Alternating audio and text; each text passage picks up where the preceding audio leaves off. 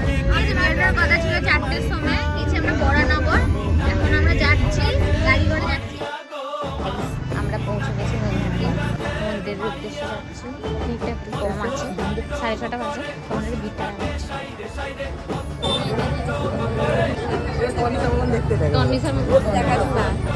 দেখ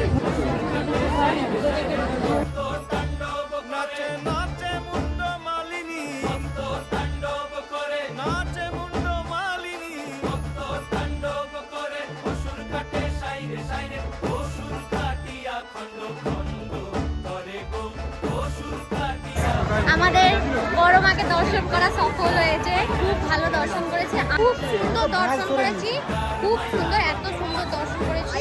চলো, সাকসেসফুল হলো আমাদের আসা বড় মাকে দর্শন করা।